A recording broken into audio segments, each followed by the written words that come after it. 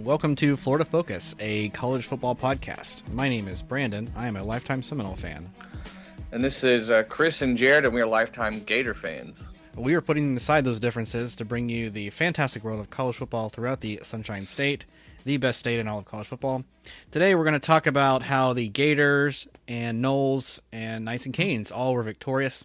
We're going to start off, of course, with the Gators in the swamp against Tennessee. So, Chris, I'll let you get started with this and tell me about how the Gators won this game.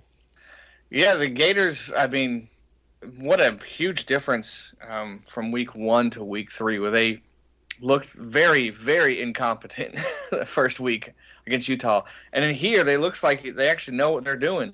When they beat the Volunteers 29-16, and really it was over at halftime. And we were up 26-7. And they scored a late touchdown there, kind of made it interesting, and kind of got really interesting after the game. But we'll talk about that later. But as far as on the field, this is a totally different team. And I'm not going to put too much emphasis on it because we realize that this is not the same Tennessee team as last year.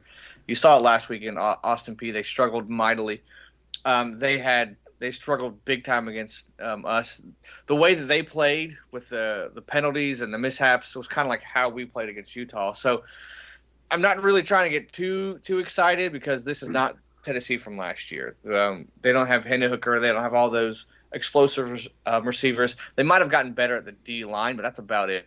But anyways, we did our part, and we managed the game the way that we're built to run the ball. We're a running team, and we have a quarterback in Mertz who is not electric, but he does his job. And I'm gonna eat my own words, whatever the phrase is. Eat crow, eat a shoe. I don't know. But what do you want to say? I mean, I didn't think that he was as good.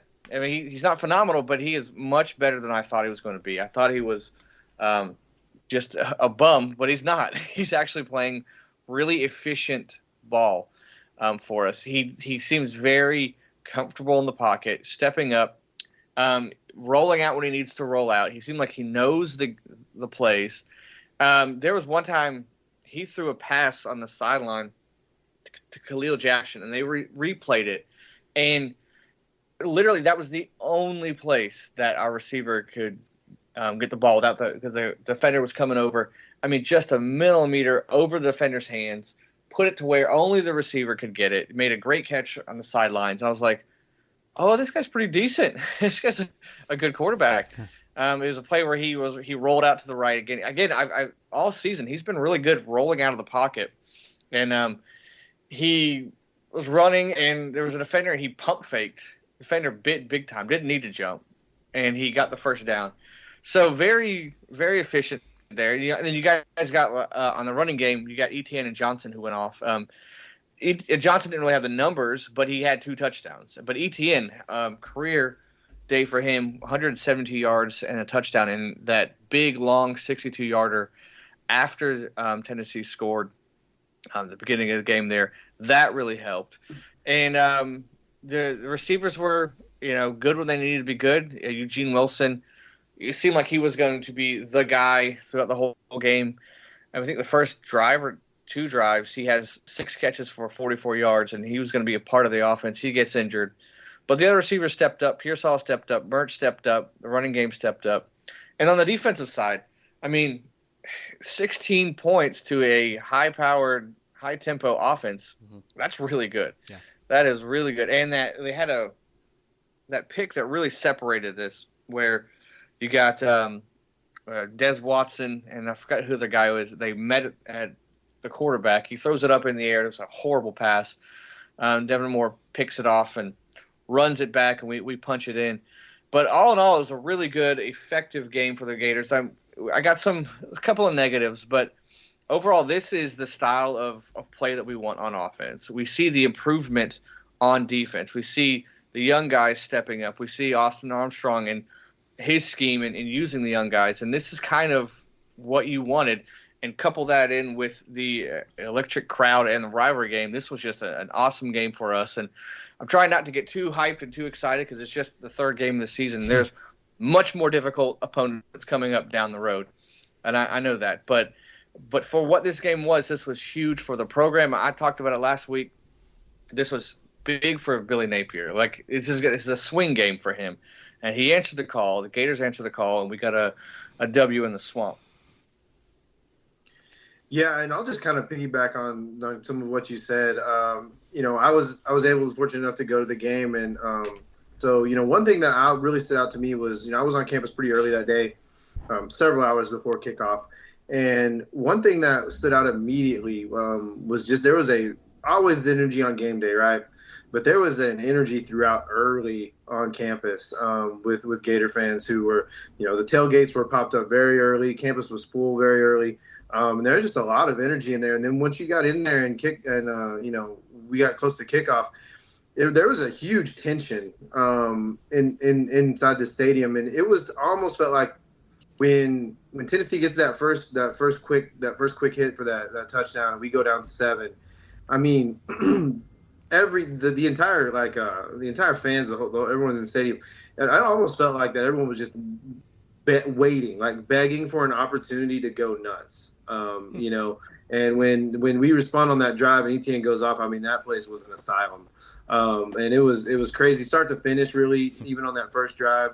And I think Napier mentioned that in his press conference too, was that, there's a fan base here that, really wants to be behind you. So we just got to do our job on that. And they showed up and showed out. And you saw the procedural penalties, you saw the offsides, you saw, the noise really affect that. And that was a huge W, I think, for not only the team, but kind of the fan base, there was a lot of, I don't want to say negativity, a lot of doubts, a lot of questions. And I think you go out and you win a game that you have to win in a convincing fashion. So, a lot of the people were feeling that, it was a must win or a statement win. I didn't feel like that personally. But, just from the fan base as a whole, that was a big moment. They got to come together and be part of that victory. You mentioned Wilson there, and that was very, I think the first 2 plays were the exact same play, but they flipped the sides, and it was just literally jet sweeps to Wilson, go get some first downs. He goes out, obviously. And from the stands, I'm like, oh, man, well, there goes that. But then your running backs responded. Your offensive line was getting great push throughout, like Chris mentioned. There was a couple of things, and I'll talk about a couple of things I just noticed from where I was sitting in the stands. There were a couple of times where Mertz hit a check down for positive yardage with a receiver very open down the field, right? And I think those are some plays that Chris mentioned, a couple of negatives. Those are plays that you're eventually probably going to have to hit if you want to win some, or if you want to compete and contend in some of those games like an LSU or like a Florida State. Like you're going to have to kind of get out of that mentality. But I mean, when you're running the offense as efficiently as he was, and you're just converting third down after third down, and running the ball, like, is that really a big negative that he didn't take, a 30-yard to Pearsall? I don't know. But I mean, especially if you go ahead and score on the same drive, I don't know that that's a negative. But, there was a couple times he had Jackson in the flat. He took a sack and he had Jackson in the flat wide open. So, there's just a couple of things like that they'll clean up.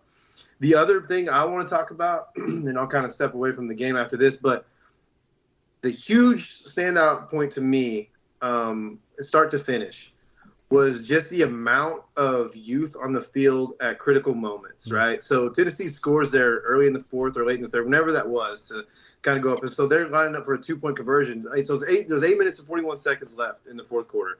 Tennessee scores on that long pass play. Jackson, a true freshman, gets beat on probably a push-off, but it's all right. Anyway, so he gets beat, scores a touchdown. Tennessee scores. They're going to line up for a 2-point conversion. So there's sort of like a dead ball right before they're lining up for the conversion, and I just took notice of it because I was sitting in the end zone that it was. And from right to left, I was just looking. I was in my head reading off the players, and I'm like, wait a minute. This is all underclassmen. I mean, I was looking at, Scooby Williams, who's a redshirt sophomore, Shamar James, true sophomore. Kelby Collins on the defensive line was a true freshman. Jackson, who just got beat for the touchdown, still on the field in his 2-point conversion. So that shows the trust that coaching staff has in him. He's a freshman. You have Devin Moore, who's a true sophomore on the other side of that, right? Your only upperclassmen were Princely, your defensive end there, and Jaden Hill. Everyone else was either a freshman or a sophomore on the field. So 9 of your 11 people in a very critical down that you honestly need to stop to kill momentum and kill that 2-point conversion were underclassmen. And I think that's the thing that sticks out to me about this Gator team right now is that this team is a team that's going to get a lot better. Just because of the sheer amount of youth. Chris mentioned Wilson, that's a true freshman. Mentioned Burke, that's a sophomore. You mentioned Mizell, Caleb Douglas, the wide receiver, that's another sophomore. And even Etienne and even Etienne, right? That's a true sophomore right there. And he might be your most consistent and best player on offense right now. So that's the thing that stands out to me is the potential of growth for this Florida team is pretty exponential. Now, does that mean they're going to realize it? I don't know. But we've seen progress, and I think that Napier said it after that that loss to Utah was that this is a team that is going to get better, and right now, he's it's proven to be true. So it's going to be interesting to see as you get into SEC play. Brandon asked me last weekend who the best player on the field would be, and I said it would be Shamar James, unequivocally, the true sophomore linebacker there. And he had a good game, but I was wrong. The best player on the field was Scooby Williams, number 17 on defense. Nice. That guy was a monster, and he was all over the place. And if you're going to continue to get that high level of play from your younger guys, this team could be pretty dangerous down the stretch. Again, long road to go, a lot of SEC games to play, but I think overall, Gator Nation should feel pretty positive about this. Yeah, I agree. When I was watching the game, I was thinking to myself, Scooby Williams is all over the field. He had that crucial fourth down stop where he got through the line there. I mean, last week against McNeese early in the game there, they're putting together a drive, and he comes up with a massive sack. And so him and Shamar going forward, I think it was Scooby like a redshirt sophomore or maybe sophomore, just – yeah. So he's really young, and him and Shamar James, just the athleticism in the linebacker spot is just huge compared to the last couple of years. Even Princely, who's a defensive end but moved to, I guess he's a linebacker, but he plays that end spot. He's an upperclassman, but you mentioned the athleticism. When you have guys like Princely, Shamar and Scooby at that second level of your defense, and first level, I guess, in a lot of cases for Princely, that's a big turnaround. And you saw in that same 2-point conversion I talked about, Milton takes that bootleg out to the, I guess, left side of the field, right side of the field. Look, for me, my perspective, the left side of the field, and Princely just runs him down from that side. As a 6'4", 250-pound guy who just runs on the quarterback, stops that conversion. So. That is a very noticeable thing that this team is very different than last year's. Yeah, and you had guys like Brenton Cox, you had Ventrell Miller and Amari Burney, who were experienced guys last year in those key spots. But the athleticism for the guys replacing them is just you cannot deny that we are faster all around with those guys. Yes, less experience, but the experience is coming. We're in the middle of that. So you're going to get that experience with that tenacity, that speed that they already have. It's very, very exciting to see. And you mentioned Castillo. As a true freshman coming in and doing what he's doing, he's got to make some plays. And there's a couple of times early where he missed some tackles. But late in the game where they're throwing it deep, the guy who's running stride for stride with the receiver as a safety, and Milton, to his credit, threw the ball right to the receiver in the end zone, and he was right there, and he poked it out. And that's just we're not used to that. We're not used to that out of a safety. And which is crazy. These freshmen are making plays, and at the same time, early in the game, Jason Marshall, our most experienced corner, was getting picked on a bit. He got burned for that touchdown early, and he was like, "We thought you were the guy." And now we're seeing these other guys like, oh, okay, they might be the guy, even though they are young. So it's really cool to see. We're still going to take some lumps. We're still going to get burned here and there. But just, you can't deny, watching it from the spring game to now, this team's a little, at least on the defensive side, a little bit better. How good they're going to be, we don't know. Are they going to continue this progression? But just in this small sample size of games we've got, and there's just a big difference. It's just a big difference that we have. And you mentioned Tennessee. Maybe they're not as good as we thought they were, and that's probably true. There's obviously probably need to temper some expectations there. But again, you win the game the way you needed to win it, and you did it in a key moment in a clutch way, and been really dominated from start to finish. So all in all, happy day. Yeah. Before I get into the negatives, Brandon, you got anything? I think you guys pretty much covered it. What I think I've started to see out of the Gators that's kind of been different over the last year or so is the energy.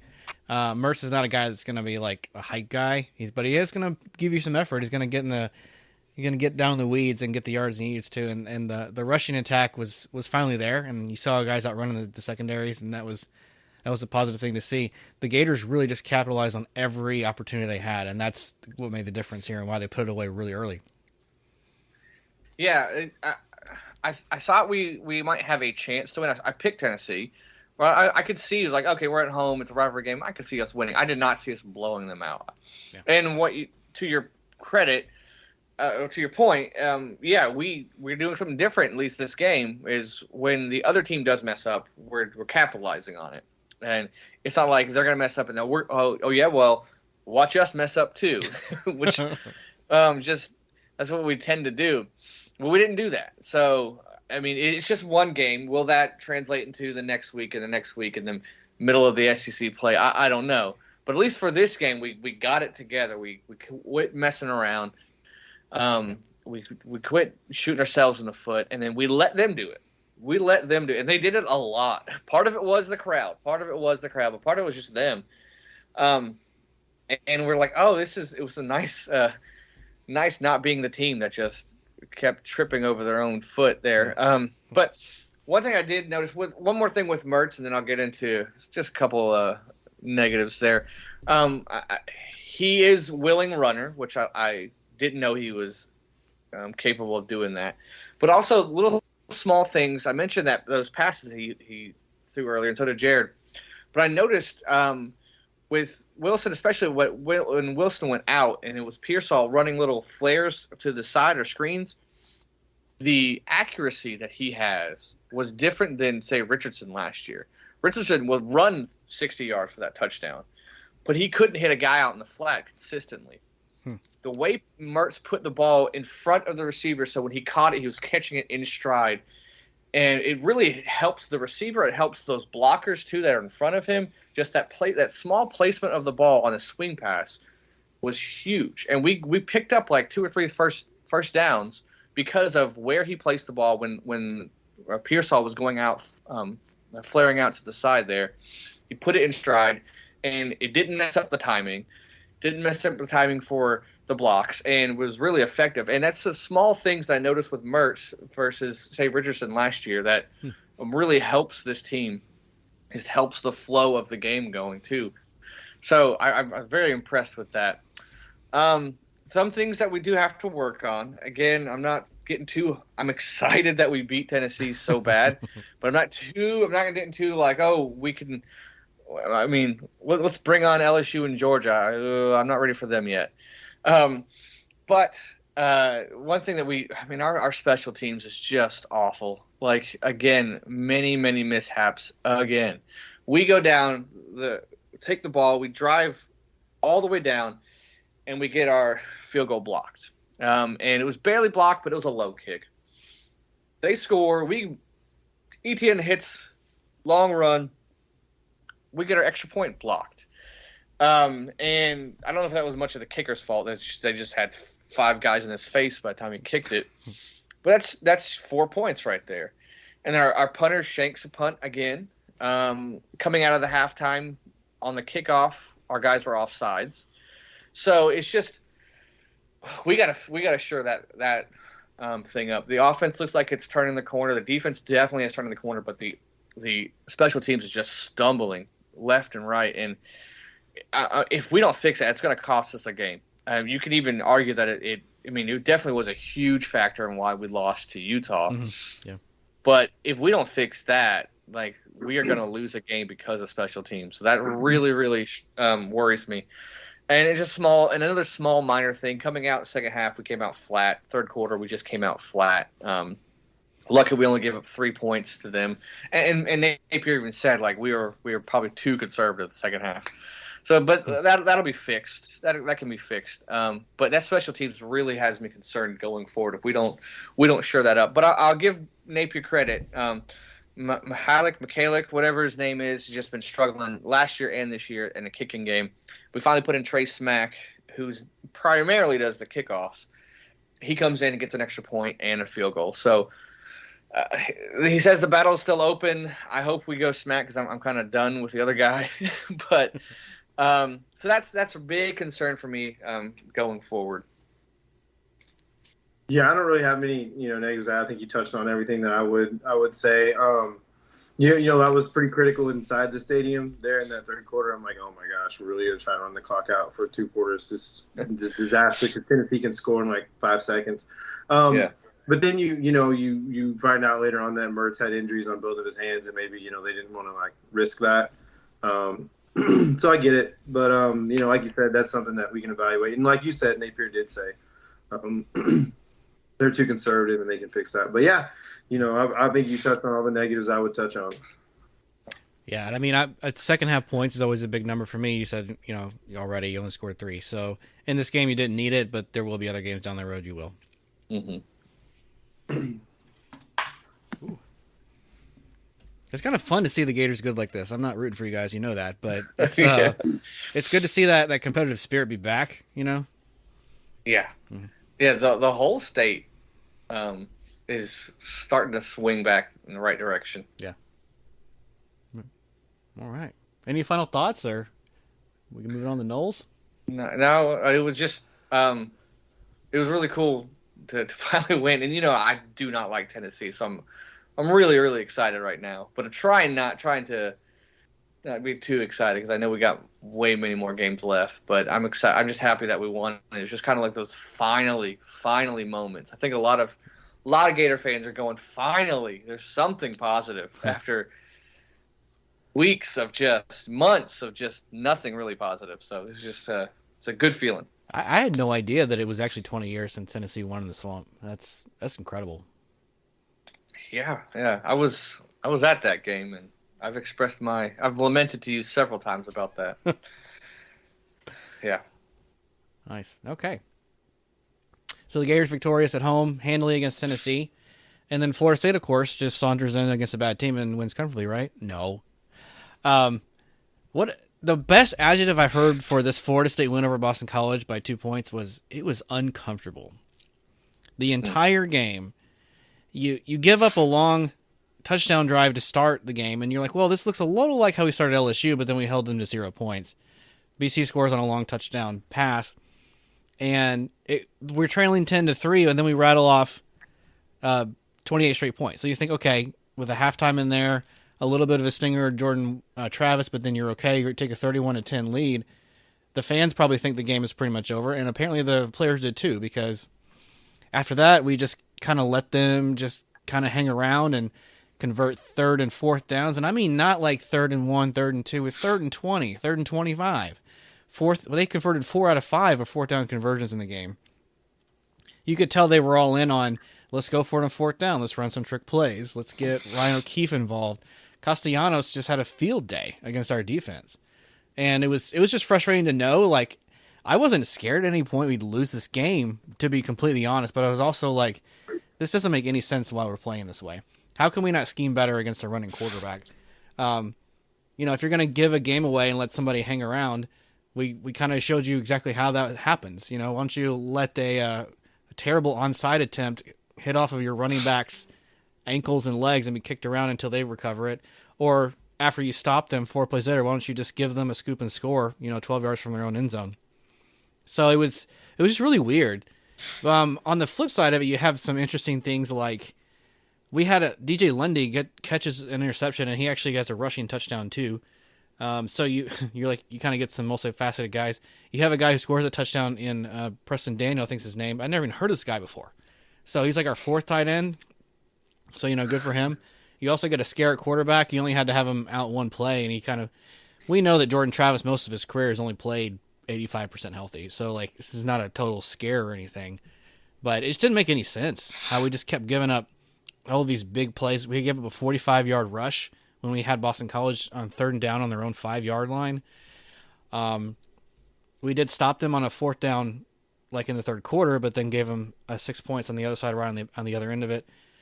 Yeah, Johnny Wilson continued to drop passes, although he did have 4 catches for over 100 yards. Yet Keon Coleman just completely disappeared this game. He had 2 targets, no catches, and one rush for 2 yards. He sent out a mysterious tweet with just like 3 football emojis. Nobody actually knows what he's talking about, but I have a feeling that means he only got the ball 3 times or was targeted 3 times. So, I mean, that's the way football happens sometimes, whatever. I kind of started backwards this time. I kind of went in the negatives, but those were just some really frustrating things. I mean, I talked about it last week, how this is not a good Boston College team. And we had no business hanging around with these guys and letting them be in this game. You can talk about the Hurricanes, talk about the red bandana game, still doesn't matter. Should take care of business pretty well. A win's a win. They know the cliche is true. But if we play like that against, the next 8-9 games, we'll lose 4. It was just a C- performance probably.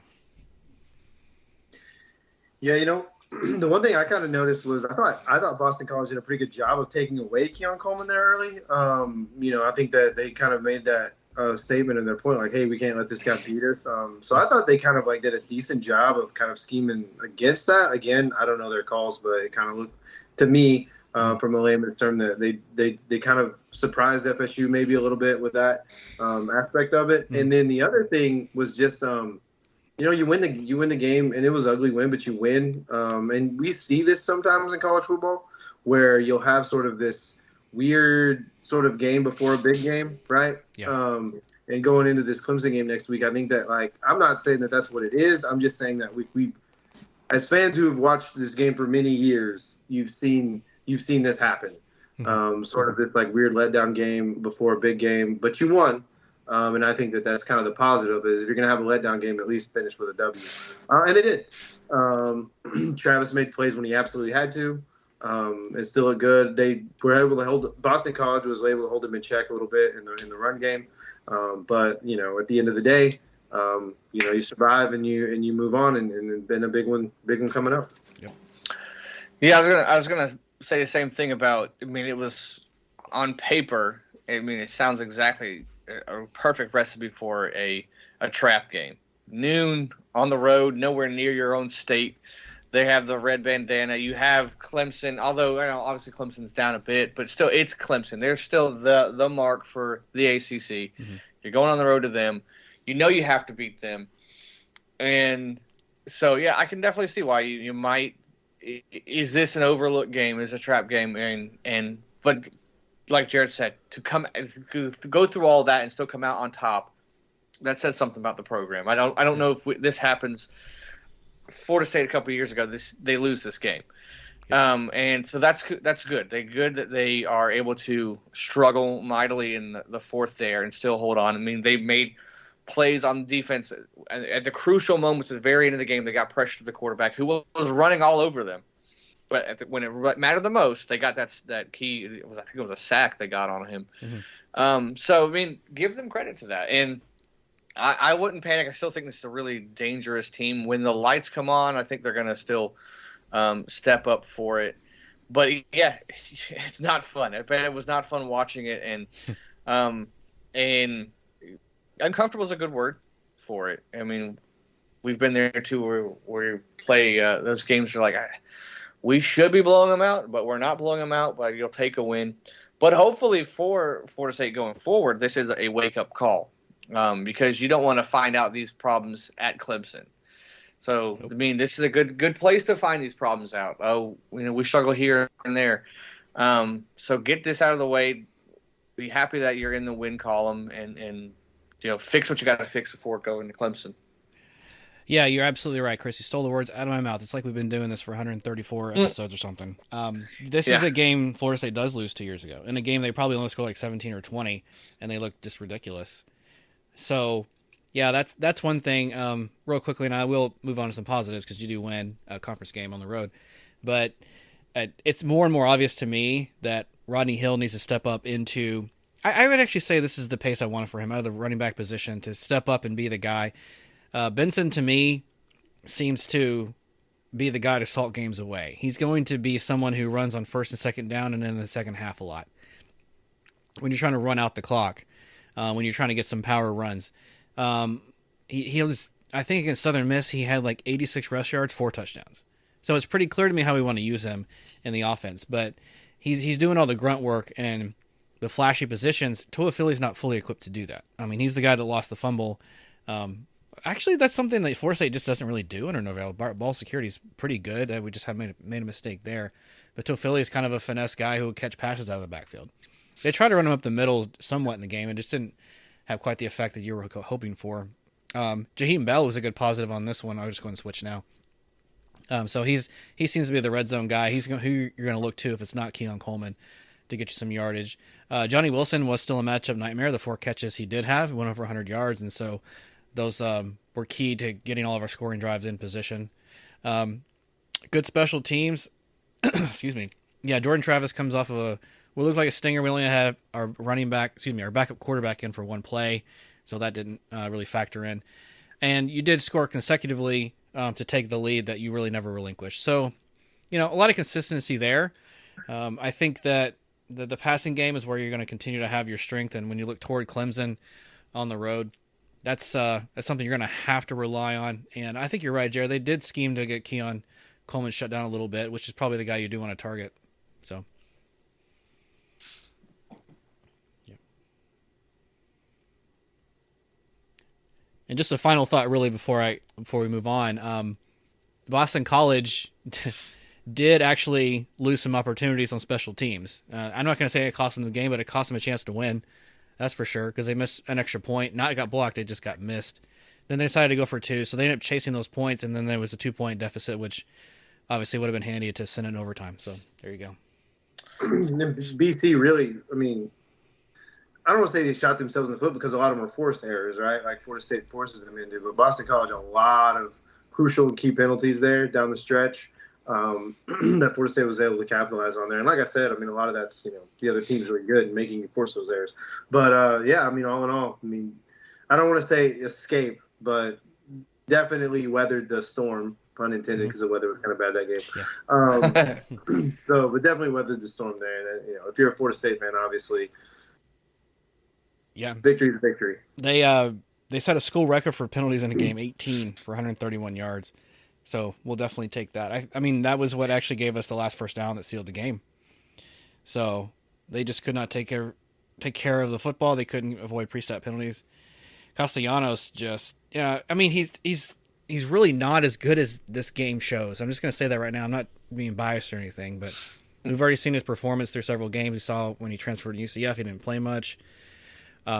He will be kind of fun to watch, and so, good for that fan base. They'll have somebody to kind of cheer behind this year, but we got to fix some things on how to stop a running quarterback real fast. Yeah. Kind of reminds me of like Woodrow Dantzler. That is a fantastic. Oh man, what a reference! Deep cut. That's a deep cut right there. Huh? That's what I provide. Yeah. Also, okay. Well, I'm stunned. You do that to me sometimes, sir. Let's see. Moving on. Who else plays? Miami played Bethune. Any thoughts on that? I mean, they played football and a lot of scoring. For one, the team had a lot of scoring. The other team, they didn't. So yeah, I mean, the only thing I would say on that one is the Miami offense continues to kind of be a problem here early on. And I know that they played some cupcakes, and haven't. I mean, obviously A&M was a big win and a statement win for them.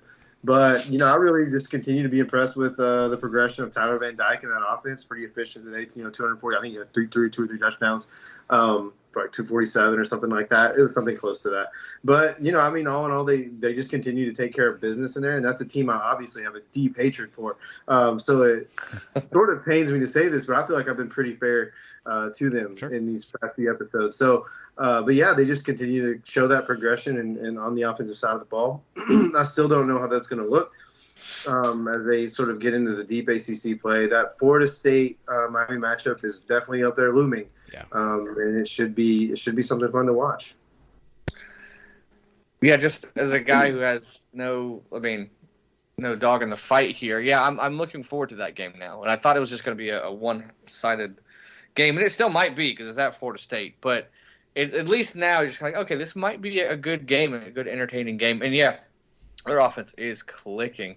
Mm-hmm. They've 38 40 something and 48 in 3 games, and no matter who the opponent is, I mean, you've seen good teams struggle to put up that many points against bad teams. So the fact that they are, credit to them, and this is the Tyler Van Dyke that I thought was going to happen that last year. It didn't, so good on them, and it's going to make the ACC a little bit more entertaining because, man, going into the year, you're like, oh, it's FSU, Clemson, and maybe UNC, right? But now it's maybe Duke, maybe Miami, maybe not Clemson at all. Like, it's just it's just going to be interesting how unfolds. Yeah, who would have thought we'd be saying that Florida State's toughest game may be Duke and or Miami for the season after you beat LSU, and that by now Alabama, LSU, and Texas A&M would all have a loss. Yeah. I mean, it's we're fighting to get an 07 season again. It feels like a new era, like with NIL, with conference realignment, and now your big hitters aren't doing that well, and some other guys are stepping up, and it's a weird season. So You're right, it might be 07 all over again. The ACC Wheel of Destiny has already started spinning. Here we go. Yeah, I love it. Let's see. UCF beats Villanova at home. That took care of business. McLean, a backup quarterback, goes 20 for 28, over 300 yards. I think before garbage time, Villanova had like 93 yards of offense, which has been through like 3-ish quarters. Yikes, that's not going to get it done. So the defense for UCF stood tall. Got some freshmen involved, got a lot of... They actually kind of dropped back in the pocket to pass a little bit, but was still an emphasis to run the quarterback. So Tim McLean still did have 44 rushing yards. But overall, I think UCF kind of learned some things about themselves in that they can pass the ball if they absolutely have to, but it's against weaker competition, so I wouldn't read too much into that. Villanova was probably a better team than Kent State, even though they're Div 2. But, they take care of business at home.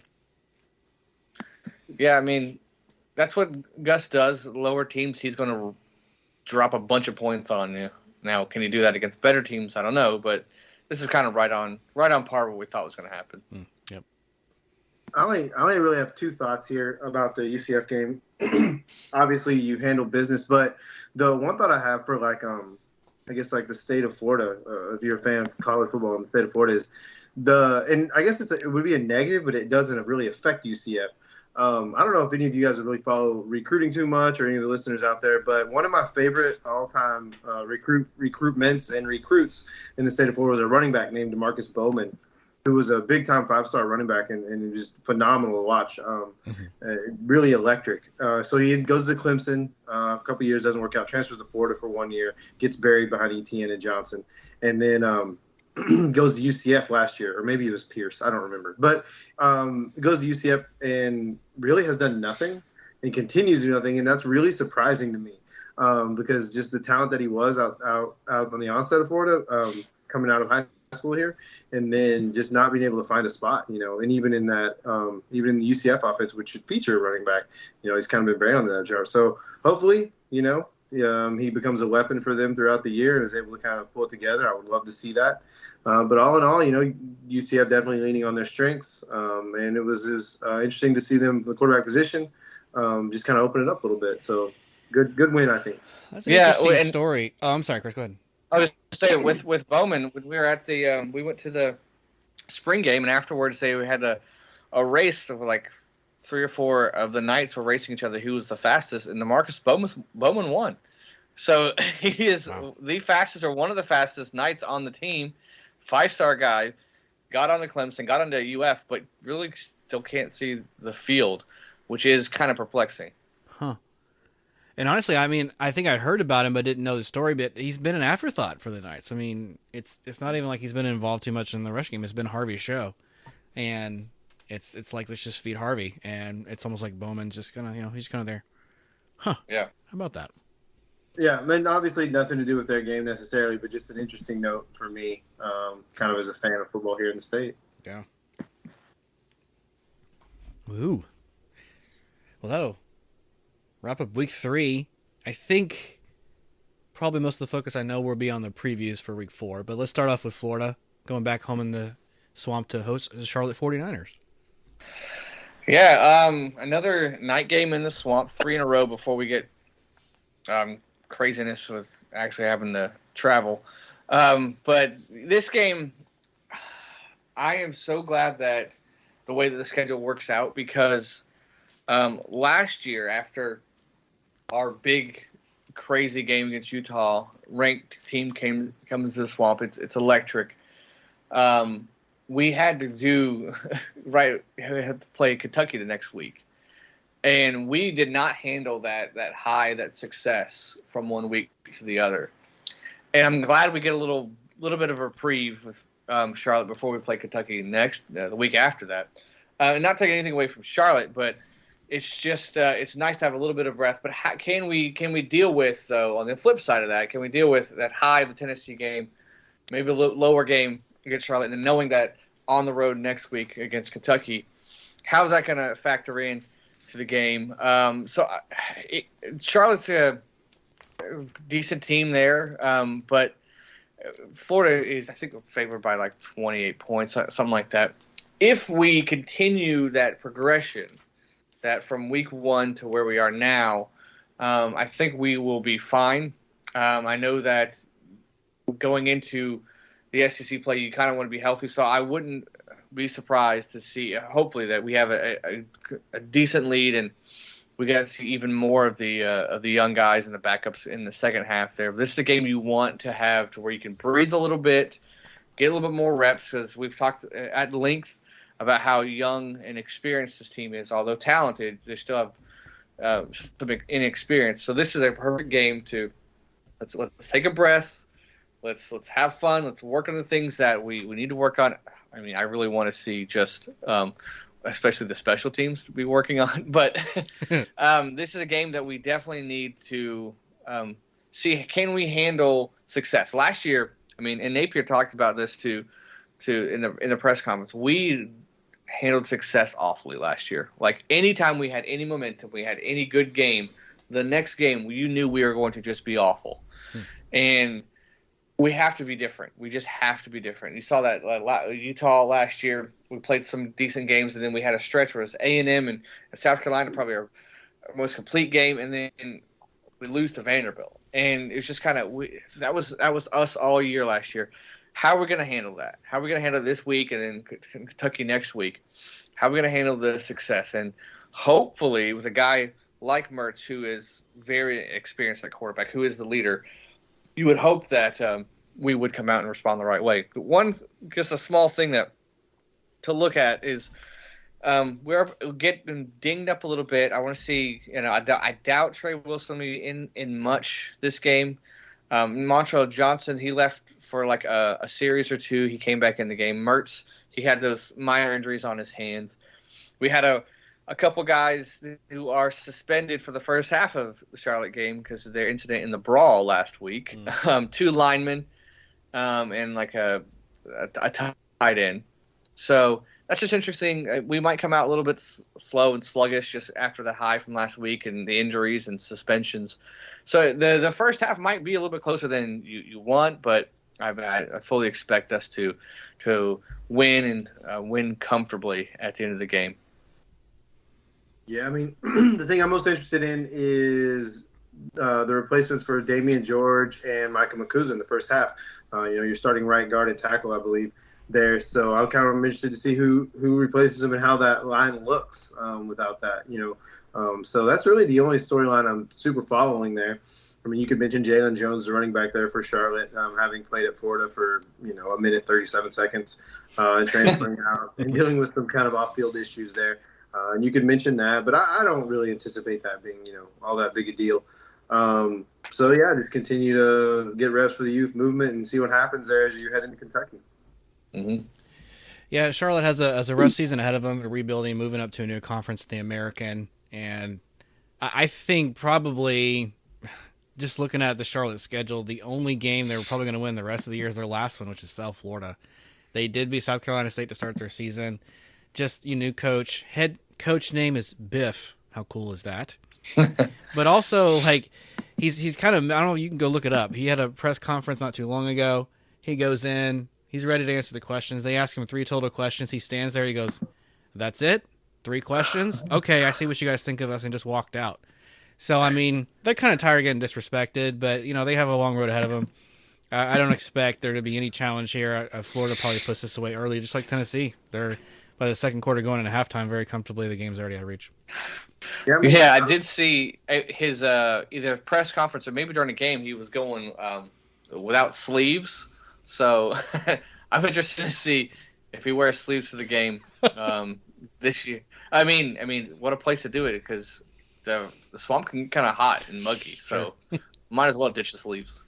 I need to do more research on Charlotte. This sounds like the most entertaining program in America.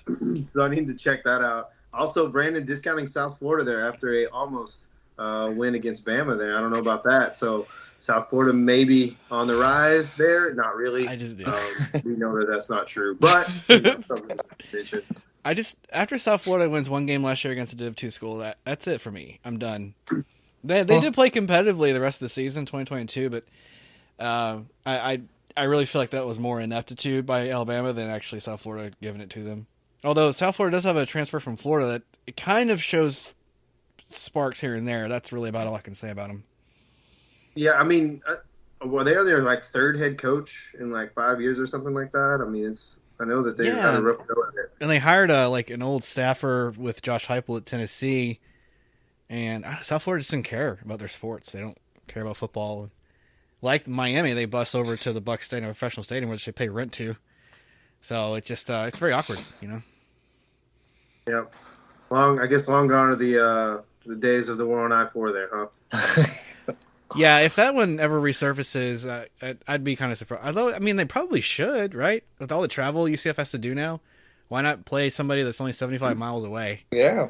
But yeah, that's a good point. Yet all of the teams that they play are 4 states away. I mean, you mentioned 2007, and USF was a very fun storyline for the first 3 weeks of 2007. Yeah, beat Auburn. Ranked number 2 in the rankings.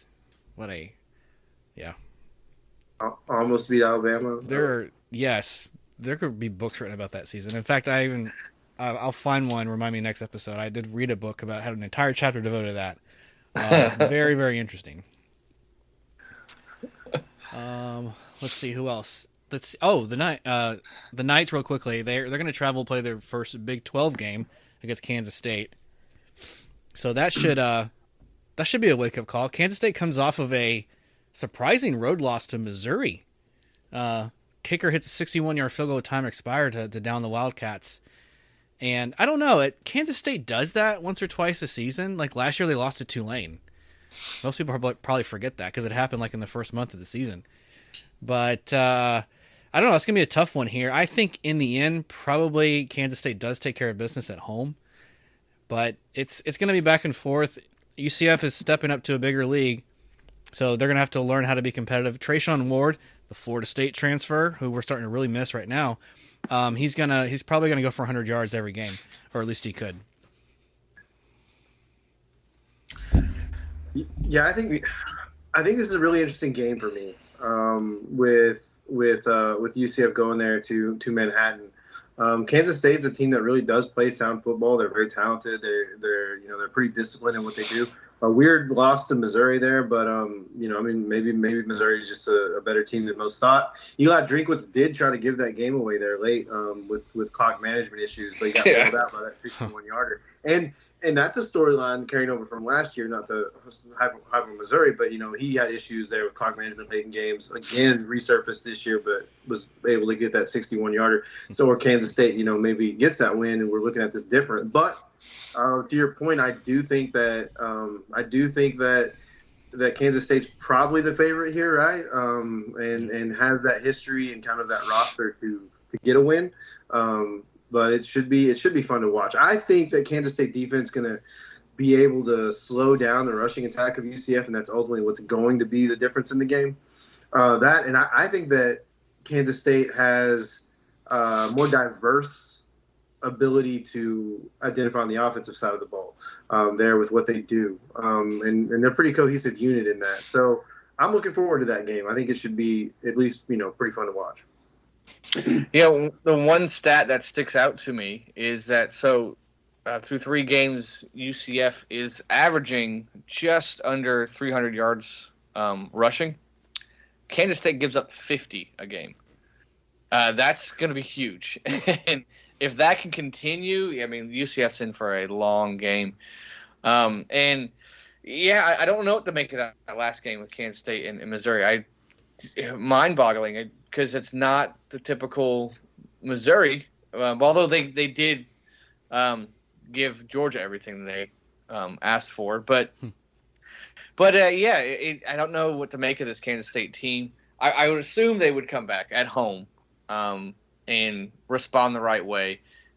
I think Missouri was probably going to be a wake-up call. And I'm just looking at that rush defense they have there. That's their strength. And I think that they're going to be able to, without Plumlee. Is John Rice going to be playing? Did they say? No, he's still going to be out. Okay, yeah. Without him, it's going to be tough. So yeah, I would imagine Kansas State wins this one and maybe even comfortably. Yeah, I mean a touchdown favorite, or so at least what I'm seeing here is you're right. That's saying even at home we give them 2 or 3. They were possession better, and I mean numbers can say what they want them to say, right? We can make it say and tell the story we want it to. If you look at some numbers, UCF has the best offense in the country. Now, look at who they played, so that doesn't really factor in, right? So I think just the quarterback and the skill positions that they're going to use a lot in this game, not going to have enough experience to get it done against K-State. I don't think you're going to see a lot of the offensive players come out and show what they can do. I think they're going to get stuffed.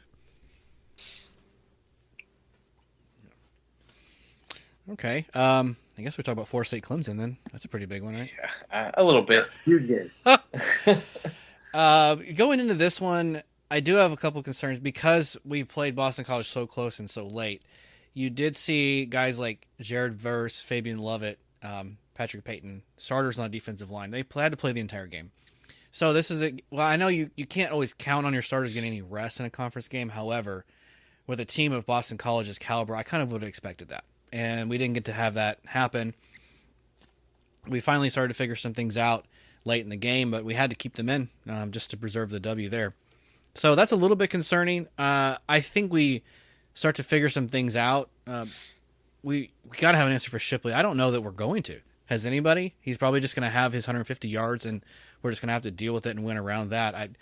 Unless you're right, Jared, and we figure out a way to stop him and just say Saban, just take the Saban route and you beat us some other way. I don't think anybody's had an answer for him yet, but Cade, at their quarterback, he's got some fallacies, and pretty much it's been a tale of 2 seasons so far. And by that I mean with Clemson, the first 6 quarters against Duke in the first half of their next game, they looked pretty bad. They turned the ball over a lot. There were a couple pick sixes, some lost fumbles. A weird game where Clemson loses at Duke. Clemson did something like funky where they had no punts, but also like no points in the second half of that Duke game. It really strange. But then after they started to turn the tide, I'll get there, against FAU, I think that they started to catch on. And so that's what worries me about this one, is they really started to catch a flow and started to figure themselves out identity-wise. So those are some initial thoughts. I think special teams, Florida State's going to have an advantage here. But you still got to be careful. They have made some mistakes, has Clemson, and Florida State can, if we are not careful. But we seem to have done great so far. Keon Coleman did fumble one of his punt returns, and so that's a little concerning, considering he should be like a hands guy. So those are some of my initial thoughts going into the Clemson game. I'll go to Jared next on his thoughts. So, a couple of things here. First, I want to fully admit that I have been so wrong at every facet and prediction of this season so far. Predicted Florida to beat Utah, that didn't happen. Predicted Florida to lose to Tennessee, that didn't happen. Predicted Florida State blows out Boston College, that didn't happen. Predicted A&M beats Miami, that didn't happen either. Clemson, to me, with all that being said, is just like a dead program at this point. And maybe that's some hyperbole, but they just look so bad and lost. And I get, what they were able to do and what we've seen, but I don't think this team really has an identity outside of Shipley. And that's the one bright spot and the one weapon that I just think that's too one-dimensional. I'm not impressed with Wegman, with Connor Wegman there. I'm not really impressed with what they're able to do at wide receiver. I thought the front seven of their defense was going to be their strength this year. We haven't seen that at all. Teams are able to kind of do what they want there up front, and I haven't really seen them, have a difference maker that I really thought they would on that. And then their secondary is probably really talented, but you don't know because their front seven is not really taking away anything. So there's a lot of time there. So I just don't really see this game being all that, super close. And obviously been wrong a lot, but I'm just not really high on Clemson right now. And kind of where they're at. So even when it comes down to recruiting right now, right? Recruiting season, their momentum on the trail isn't great. They've got a few big time guys here and there, wide receiver and stuff, but it's just not a program that I think, we're talking a lot about. That being said, that could mean they're dangerous, right? It could mean their back's against the wall and they're looking at this like a have to win, must win, kind of save the season situation. And maybe that's true. I just don't think they have the talent to pull it off. Yeah, this game, when you first looked at it in the preseason, you're like, this is going to be a great game, but I still got Clemson winning. And then after the first week, you see, okay, I got Florida State winning. I got Florida State winning by a lot. And then after last week with Florida State, and you're like, okay, so I don't know what to say about this game. I mean, yeah, on paper and just kind of what you see, it should be Florida State. Should be Florida State by a lot because I'm not sold on Clemson's quarterback. I do like their defense. I do like their D-line especially. And Shipley is a wild card for sure. It's at home for them. So how are they going to respond? I mean, they were the laughingstock of week one. They know how good Florida State is. Florida State's always been nipping at their heels as being the top dog of the ACC. And how are they going to respond? I don't know. I have no clue on this game. I knew one way for sure, then I knew the other way for sure. I really don't know.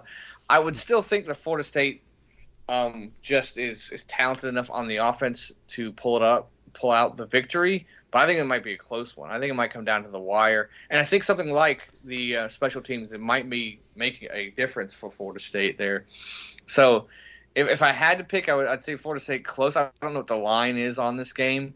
But it's so weird the way that I thought this game was going to play out to where I'm at now is just so different, just a pendulum swing of emotions of who to pick. I do like Florida State's I think last week was a wake-up call for them. I'm not panicking too much, and I think that's going to be – they needed something like that, especially for this Clemson game. Like, okay, we have a lot of issues. We are vulnerable. Let's fix them, and they know and I think they're going to fix that going into Clemson. But, I just don't know. Who knows with Dabo? He still has talent on that team. He still has a good defense, and it's at home, which is going to help them. It's weird that it's at noon. I'm still on that noon game. That might actually favor Florida State. It might not be as a crazy crowd if it was a night game. So if I had to pick, I would pick Florida State in a close one. And I actually want a quick correction. I said Connor Wegman, who, of course, is the quarterback at A&M, because I was thinking about the A&M Miami game. Cade Klubnik, actually the quarterback at Clemson, who I'm equally unimpressed with. So okay. I agree with you, Chris, in that I've been back and forth on who I should take care of business here. I think we're safe to assume that the BC game was a little bit of a look ahead. I can't explain why our defense, at least our freshmen, couldn't have better answers there. But we're not going to have that same problem. Cade Klubnik is going to run a little bit here and there, but he's not going to have success Castellanos with BC. It's just not going to happen. The Vegas line, to answer your question, is Florida State -2, which means Vegas says even on neutral field, this is probably pretty much a coin flip, and so they're not sure either. I'm not sure if that helps you, but yeah, I think Florida State has enough answers on offense that we do get this done. It could be one of those other strange games where it's either low scoring or there's some other factors that make the game just feel a little out of whack. But I think Florida State is. I mean, if you say that Florida State played, obviously their Boston College was the worst game of the season. We still scored 31 points. That's kind of the floor for us, I would think. So if you're going to say we can put up 34 and that should be enough to win against a Clemson team, then I think we would. So I'll take us. I don't know. We'll say 31 again. Why not 31-24? Like that. I say Florida State last second field goal wins it. 3-2. Yeah, 3-2. Okay. Yep. What you got? I like Florida State 34-13. No, not as close. That would be great. We would silence the crowd real mean, quick. I mean, they have the potential to do that. They really do. I do not believe in Clemson football this year. I don't. I'm out. I'm out on Clemson. Yeah. Well, I certainly hope you're right. So I appreciate that. All right. Let's see. Who does Miami play this weekend? Temple. Temple. Yeah, the Owls coming to town. Well, I don't know if they go to Temple. That's weird. What? Why? Oh gosh, here we go for that again. It's just it's as odd as Bama going to USF. Yeah, that was very strange, wasn't it? Yeah, but obviously, Temple they're 2-1 on their season, so big wins there over Norfolk State and Akron. But they did get destroyed by Rutgers there, 38-7 in week 2. So, I don't really know how much the fight they're going to be able to put up there. E.J. Warner and company, 4 touchdowns, 2 interceptions on the season for him, for the Mighty Owls of Temple. So probably Miami in blowout fashion, right? You'd think so. I would think 4 touchdowns favorite is fair.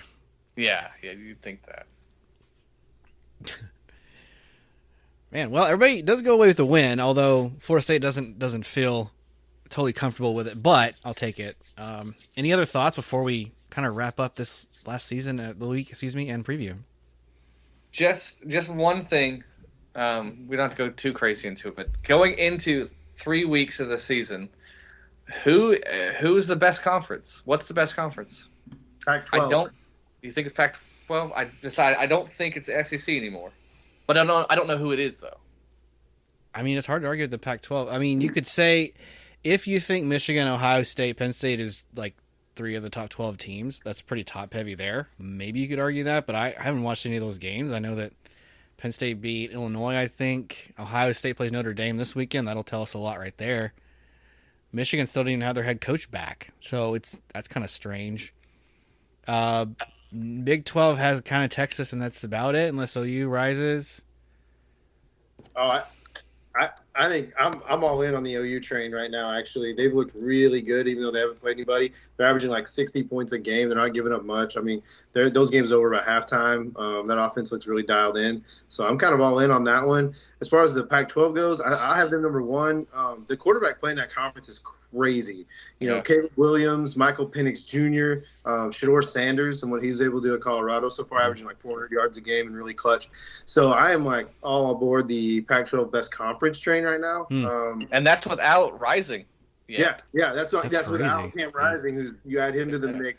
And those are some really formidable teams there. Sad to see them go to the Pac-2 and that sort of thing. But right now, I do think that's the class of college football, just because of some of those offenses and what they're able to do. Because we haven't seen that dominant team.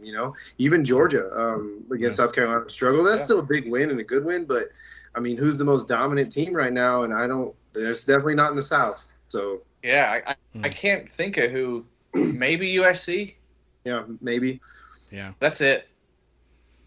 And I honestly believe in a month's time we'll be saying the SEC is the best again. I think it maybe just a slow start for some reason.